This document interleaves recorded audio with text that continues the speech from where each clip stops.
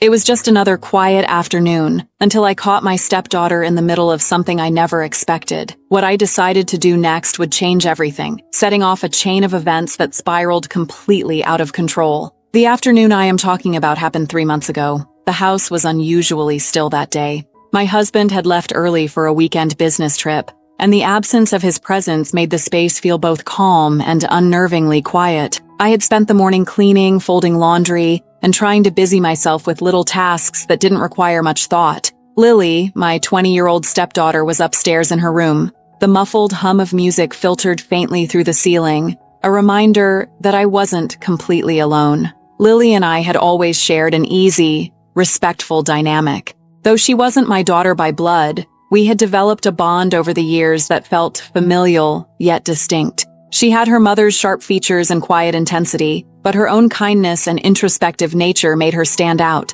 She carried herself like a young woman trying to find her place in the world, and I often found myself wishing I could help her more than I did. As I wiped down the kitchen counter for the third time, I realized how oddly restless I felt. Perhaps it was the stillness of the house, or maybe the way the sunlight poured lazily through the windows, casting long shadows on the wooden floors. Whatever it was, I couldn't ignore the urge to move, to do something, anything, that would fill the empty spaces in my mind.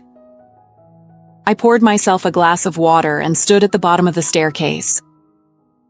Lily's door was cracked open just enough to let the music seep through. I hesitated, wondering if I should disturb her or leave her be. But my curiosity, coupled with a desire to connect, nudged me forward. "Lily?" I called out as I ascended the stairs. "Everything okay up here?" The music didn't stop, but I heard a shuffle from inside her room. The faint sound of movement made me pause halfway up the stairs, uncertain if I should continue. But before I could second-guess myself, I stepped closer to her door, raising my hand to knock. And that's when I saw her.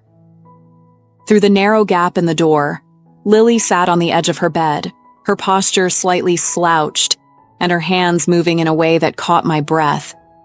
The realization hit me like a jolt. She wasn't just sitting there casually.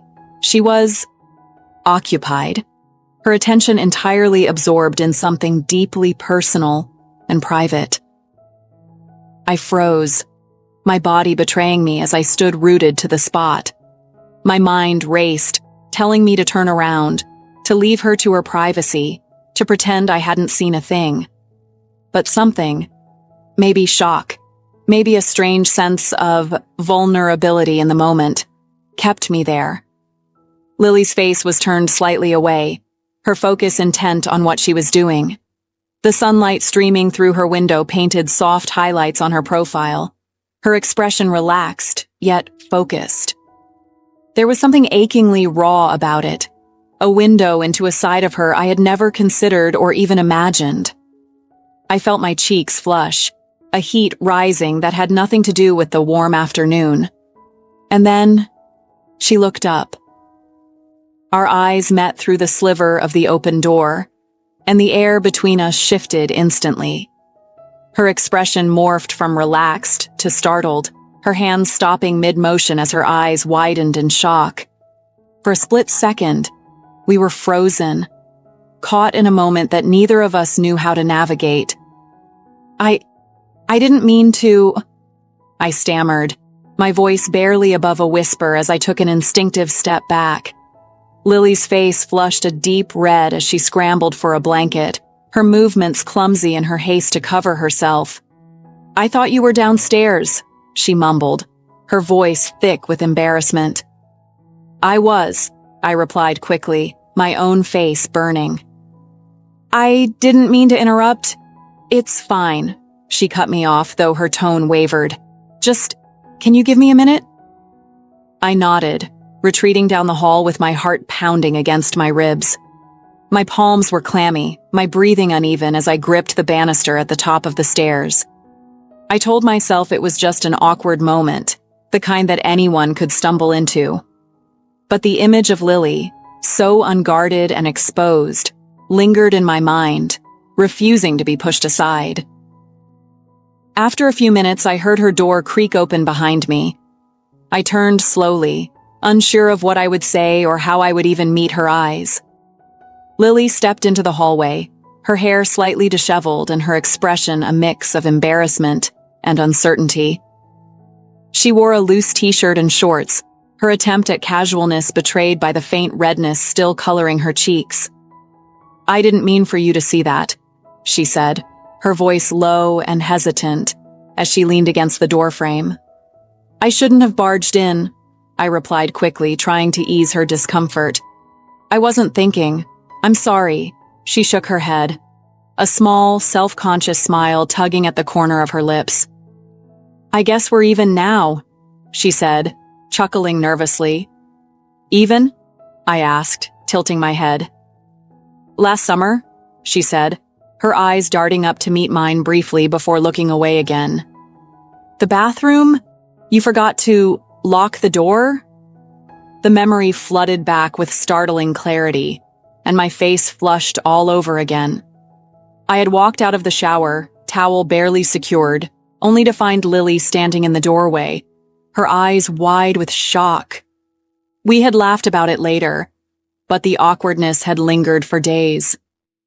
"I completely forgot about that," I admitted with a laugh, the tension in the air lifting slightly. "Well, now we're even," she said, her smile more genuine this time. The ease between us was surprising, even comforting, but beneath the surface I felt the stirrings of something else. An unspoken shift had occurred, subtle but undeniable. And as Lily leaned against the doorframe, her gaze meeting mine more steadily now, I couldn't help but wonder if she felt it too. The days that followed were filled with an unspoken tension, one that neither Lily nor I acknowledged out loud. Yet, we both felt it lingering in the air between us. It wasn't awkwardness, not exactly, but an awareness, an unshakable realization that something had changed. She still moved through the house like she always had, lounging on the couch with her phone in hand, leaving the kitchen a mess after making herself a midnight snack, humming absent-mindedly when she thought no one was listening. But now I found myself hyper-aware of every movement, every glance, every moment we spent alone together. I told myself it was just in my head, that what had happened was nothing more than an unfortunate accident, something to be forgotten with time, and yet I couldn't seem to erase it from my mind. The way she had looked at me that day, the way her eyes had widened in surprise, the way her face had flushed, the way she had hesitated before stepping out into the hallway, it all replayed in my head, over and over, like a song I couldn't turn off. One evening, as I stood at the kitchen counter slicing vegetables for dinner, Lily entered the room, moving past me to grab a glass of water. I felt her presence immediately, the way the air seemed to shift as she stood just a little too close, her arm brushing against mine as she reached for the faucet. "Need help?" she asked casually, taking a sip of water as she leaned against the counter beside me. I hesitated for a split second before nodding. "Sure, you can chop the onions," she groaned, setting her glass down. "You just want me to cry." I chuckled, handing her a knife and a cutting board. "Consider it payback for leaving all your dishes in the sink." She rolled her eyes but took the knife anyway, pulling the onions closer. For a few moments, we worked in silence, the rhythmic sound of chopping filling the kitchen. It should have been a normal moment, an everyday interaction, yet there was an undercurrent of something else beneath it. Lily was the first to break the silence. "So, are we just not going to talk about it?" My hands faltered, the knife pausing mid-slice. I knew exactly what she was referring to, but I wasn't ready to have that conversation. Not yet. "There's nothing to talk about," I said, keeping my voice even as I focused on the carrots in front of me. Lily let out a small laugh, shaking her head. "You're such a liar," I sighed, setting the knife down. "Lily, it was just an accident. It doesn't have to mean anything." She turned to face me fully, her expression unreadable. "Doesn't it?" I met her gaze, my stomach twisting at the way she was looking at me. Curious, hesitant, but also something else. Something I didn't know how to name. "I don't know what you want me to say," I admitted. Lily studied me for a moment before shaking her head, a small smirk tugging at her lips. "Nothing. I just think it's funny." I frowned. "What's funny?" She shrugged, picking up the knife again. "That you think you can pretend like it didn't happen." I opened my mouth to respond, but no words came out. Instead, I turned back to my cutting board, trying to ignore the way my heart was racing. Because deep down, I knew she was right. Dinner that night was quieter than usual. Not uncomfortable, but different.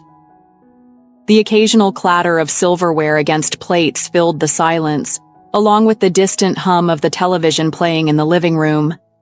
Lily sat across from me, her eyes focused on her food, but I could tell her mind was elsewhere. So was mine. Every now and then she would glance up at me, something unreadable in her expression, before quickly looking away. I hated how aware I had become of her, how my mind kept drifting back to things I shouldn't have been thinking about. The memory of that afternoon in the hallway still clung to me, lingering in my thoughts no matter how much I tried to push it away. It wasn't just what had happened.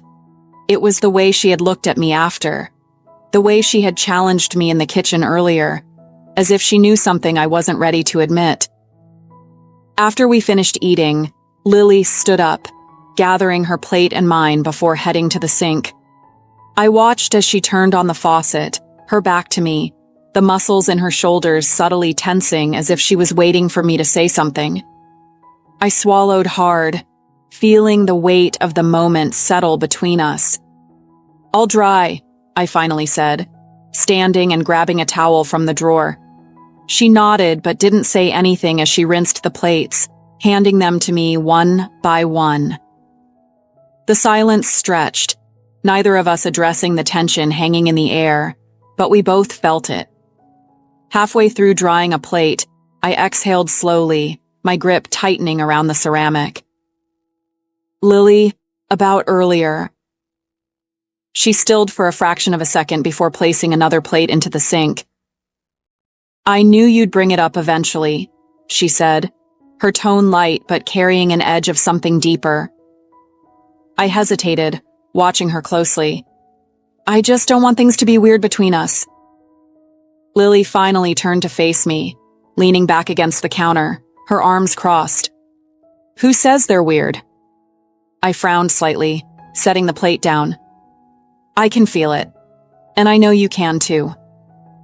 She tilted her head, studying me for a moment before speaking. "I think you're the only one making it weird." A rush of frustration, mixed with something I couldn't quite name, tightened in my chest. "Lily, come on, you know what I mean." Her lips curled into a faint smile, though there was something almost knowing behind it. "I do, and I think it bothers you more than it bothers me." I opened my mouth to argue, but the words caught in my throat, because she was right. It did bother me, just not in the way it should have. Instead of embarrassment or discomfort, there was something else entirely, something that made my stomach twist and my pulse race in ways I didn't want to acknowledge. She pushed off the counter, walking past me slowly, deliberately brushing against my arm as she did. "You think too much," she murmured, her voice low, almost teasing, before disappearing down the hallway. I stood there, gripping the dish towel tightly, my entire body on edge. This wasn't just an accident we had moved past. It was something else. Something neither of us had put into words yet. And I wasn't sure if I was ready to. The next few days passed in a blur of normalcy, or at least the illusion of it. Lily and I went about our routines as if nothing had changed. She went to her classes, I handled things around the house, and we shared meals like we always had. Beneath the surface, something was shifting. A slow burning awareness that neither of us spoke about, but both of us felt. I found myself watching her more than I should have. It wasn't intentional at first, just a lingering glance here and there. But I started to notice things I hadn't before. The way she absent-mindedly chewed on her lip when she was thinking.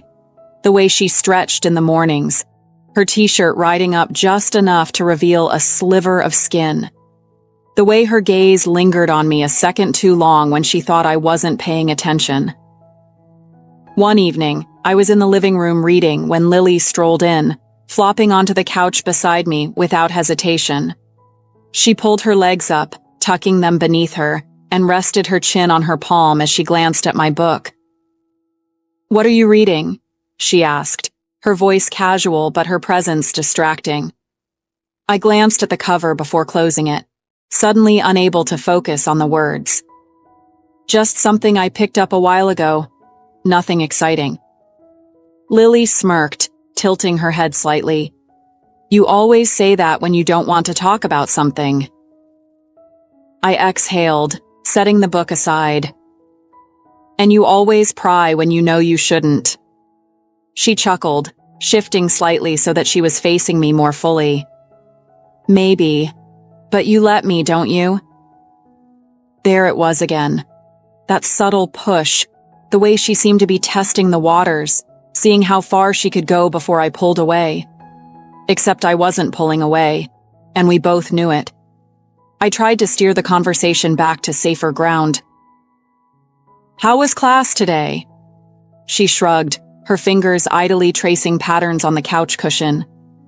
"Boring. Nothing interesting happens there." Her gaze flickered to mine, a glint of something playful in her expression. "Unlike here." My stomach tightened, but I forced myself to keep my voice even. "Lily." She leaned in slightly, resting her arm against the back of the couch, her face just close enough that I could see the mischief dancing in her eyes. "What?" I knew what she was doing. She was pushing, daring me to acknowledge what was happening between us, but I couldn't. I wouldn't. This was dangerous. A line that shouldn't even be approached, let alone crossed. But I didn't move. For a moment, we just sat there, the space between us shrinking, the tension thick enough to make the air feel heavy. Her fingers moved absent-mindedly, brushing against my arm ever so lightly, sending an involuntary shiver down my spine. I hated how easily my body responded, how something inside me leaned into the moment despite every rational part of me screaming to stop. I finally tore my gaze away, forcing a breath through my lips. "It's late. You should get some sleep." Lily studied me for a second longer, before offering a slow, knowing smile. "Yeah," she murmured, standing up but not before letting her fingers graze my shoulder, a deliberate touch that sent heat through me. "Good night." I didn't answer, just listened to her footsteps as she disappeared down the hall. When I finally looked back at my book, the words blurred together, meaningless compared to the storm raging inside me. This wasn't just in my head. Something was happening. And I didn't know how much longer I could pretend otherwise. The following days were an exercise in restraint, a silent war between logic and something deeper, something neither of us had yet to name. I went about my routine as usual, preparing meals, tidying up, keeping myself occupied with anything that would keep my mind from lingering too long on Lily. But no matter how hard I tried, I couldn't stop thinking about the way she had looked at me on the couch, the way she had leaned in just enough to make me question where the boundary between us even was anymore. It was as if she knew exactly what she was doing, pushing, testing, waiting for me to break first. Lily, on the other hand, seemed completely at ease with the shift in our dynamic. If she noticed the way I struggled to keep my composure around her, she didn't say anything. Instead, she continued her little games, brushing past me in the kitchen when she didn't need to, sitting just a little too close when we watched TV in the evenings, letting her gaze linger on me with an intensity that made my stomach twist in ways I didn't want to acknowledge. I kept telling myself I was imagining it, that she wasn't doing any of this on purpose, but the way her lips would curve into a small, knowing smile every time she caught me staring told me otherwise. One night, after a long day of trying to pretend everything was normal, I was in my bedroom, folding laundry, when there was a soft knock on the door. I turned, expecting Lily to ask for something simple, a charger, a book, something insignificant. But instead she stood in the doorway, her expression unreadable. "Can I come in?" she asked, her voice softer than usual. I hesitated for just a moment before nodding, watching as she stepped inside and closed the door behind her. She leaned against it, crossing her arms as if she was trying to decide how to phrase whatever was on her mind. "What's wrong?" I asked, keeping my voice neutral despite the unease curling in my chest. She didn't answer right away. Instead, she walked over to my bed, sitting down on the edge and running her fingers over the fabric absent-mindedly. "I've been thinking a lot," she murmured. "About us." My breath caught, but I forced myself to stay composed. "Lily, there is no us." The words felt forced, almost unnatural, because even as I said them, we both knew they weren't true. There was something between us, something neither of us had acknowledged outright but had been growing steadily, waiting for one of us to give in. She lifted her gaze to meet mine, something unreadable in her expression. "Then why do you act like there is?" The question hit harder than I expected. I opened my mouth to protest, to tell her she was wrong, that I hadn't done anything, but I knew it would be a lie. The way I hesitated around her, the way I let her get too close, the way I didn't stop her when she tested the limits. I'd been playing into this just as much as she had, and she knew it. "Lily," I started, but she shook her head. "I'm not a kid," she said, her voice quiet but firm. "I know what I feel, and I know you feel it too." My stomach twisted, my heart pounding so loudly I was sure she could hear it. "This isn't right," I said, but the conviction I had meant to put behind the words wasn't there. She stood then, slowly closing the distance between us until she was standing just inches away. I could feel the warmth of her body, the way her breath was slightly uneven, matching my own. "Then tell me to stop," she whispered. And that was the problem.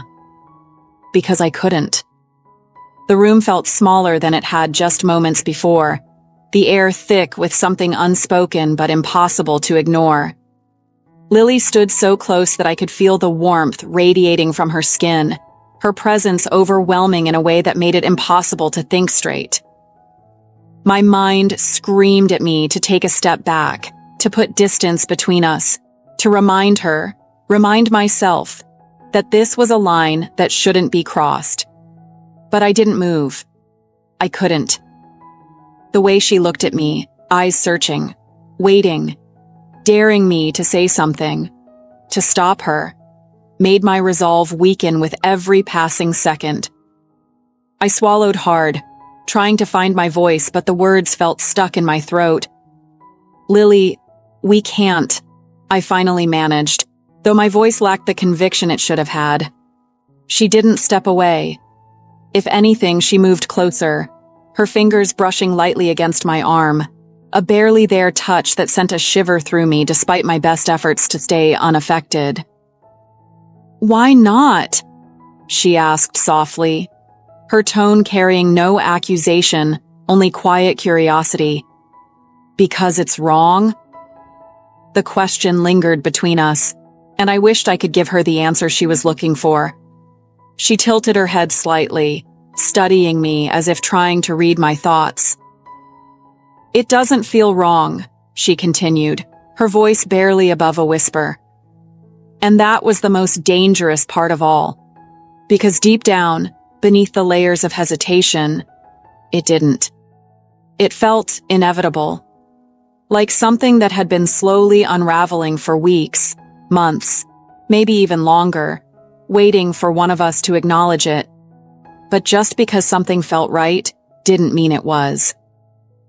I let out a shaky breath, taking a small step back, not enough to break the tension, but just enough to remind myself that I still had control over this moment. "You don't understand," I said, though I wasn't sure if I was trying to convince her or myself. "This isn't something we can just let happen."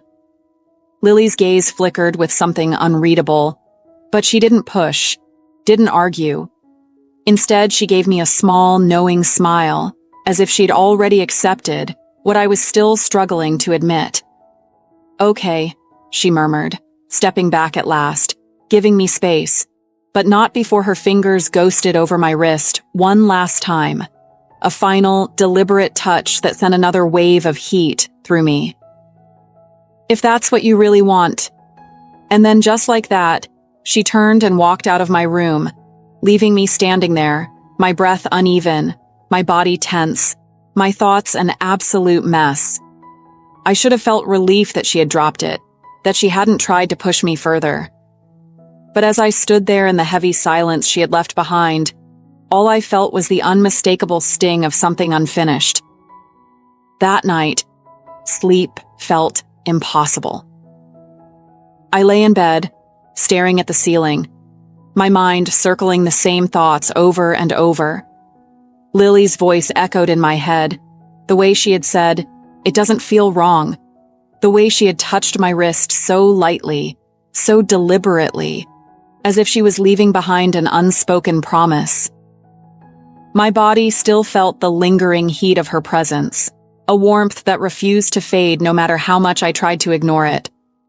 I turned onto my side, squeezing my eyes shut, willing my thoughts to quiet. But they wouldn't. The next morning, I told myself I would be normal. I would go about my day as if nothing had happened, as if last night had been nothing more than a passing moment, easily forgotten. But when I stepped into the kitchen and saw Lily standing by the counter, barefoot, her hair slightly messy from sleep, wearing one of those oversized shirts that barely skimmed the tops of her thighs, I knew forgetting was impossible. She turned when she heard me, offering a lazy smile, as if she had slept soundly while I'd spent the night wrestling with things I shouldn't have been thinking about. "Morning," she said, her voice still soft with sleep, wrapping her hands around a cup of coffee. I nodded, forcing myself to focus on the coffee machine instead of the way she was leaning against the counter, casual and unbothered, as if nothing had changed. But everything had. I could feel it in the air between us, thick and charged, pressing down on my skin like a whisper of something inevitable. Lily took a slow sip of her coffee, watching me with that same unreadable expression she had worn last night.